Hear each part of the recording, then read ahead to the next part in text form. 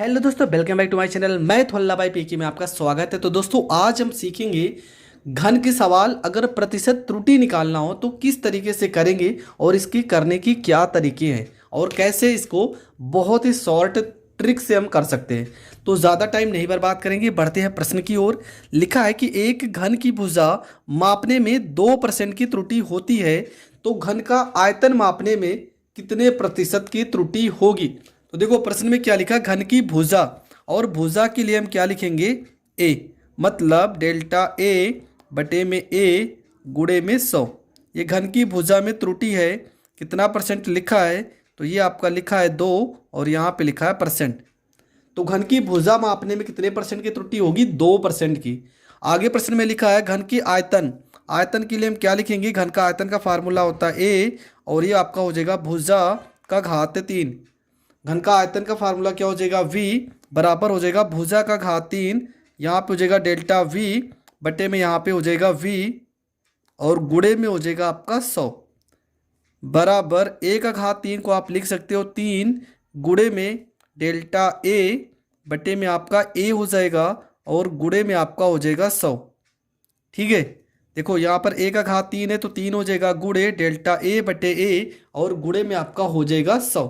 तो यहाँ पर हम लिख सकते हैं डेल्टा बी बटे में हो जाएगा वी गुणे में आपका हो जाएगा 100 बराबर यहाँ पे हो जाएगा 3, और ए का मान कितना है, देखो ए का मान कितना दिया था परसेंट, 2%। तो यहाँ पे हो जाएगा 2 और ये हो जाएगा परसेंट, मतलब डेल्टा वी बटे में वी गुणे में 100 बराबर आपका आ जाएगा 3 दूना 6 और परसेंट।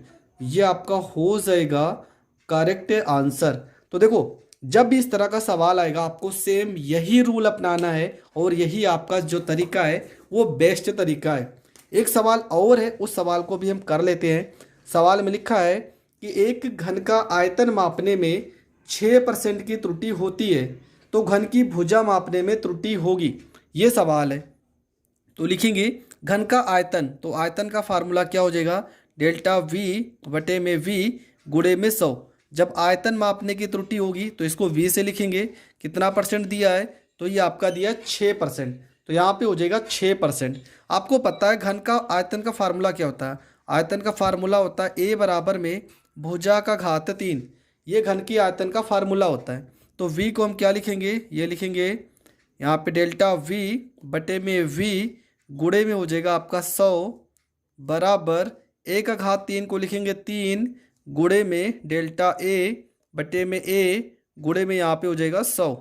ठीक है, यहाँ पे हो जाएगा डेल्टा वी बटे में वी गुणे 100 बराबर 3 गुणे डेल्टा ए बटे में ए गुणे में हो जाएगा आपका 100। तो देखो इसका वैल्यू कितना है, तो इसका वैल्यू है 6% बराबर यहाँ पे हो जाएगा 3 गुणे में हो जाएगा डेल्टा ए बटे में ए गुणे में आपका हो गया 100।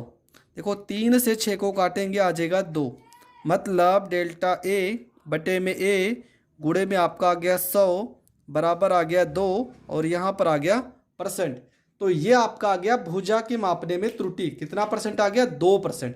मान लो ये तो आपका आंसर आ गया, क्योंकि प्रश्न में तो पूछा था घन की भुजा मापने में कितने परसेंट की त्रुटि होगी। लेकिन अगर सवाल में पूछा होता पृष्ठीय क्षेत्रफल मापने में कितने परसेंट की त्रुटि होगी, तो फार्मूला क्या होता है, पृष्ठीय क्षेत्रफल बराबर होता है 6 गुणे भुजा का स्क्वायर होता है फार्मूला।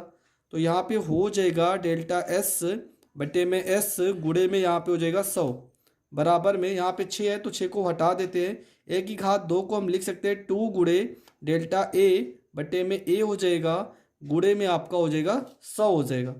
यहाँ पर लिखेंगे डेल्टा एस बटे में एस हो जाएगा गुणे में आपका आ जाएगा 100 बराबर हो जाएगा 2 गुणे, और इस पूरे का मान कितना है, इस पूरे का मान है 2%, तो यहाँ पर हो जाएगा 2% हो जाएगा, मतलब 2 को 2 से गुणा कर दोगे 4% आ जाएगा। तो भुजा मापने में अगर त्रुटि पूछा होता तो आपका उत्तर आ जाता 4%, पर सवाल में घन की भुजा में त्रुटि पूछा था तो ये आपका आ गया 2%। आई होप आपको दोनों प्रश्न बहुत अच्छे से समझ में आ गए होंगे। अगर समझ में आ गए तो वीडियो को ज़्यादा से ज़्यादा लोगों तक ज़रूर शेयर करें, और चैनल पर नए हैं तो चैनल को सब्सक्राइब करें। जय हिंद, जय भारत।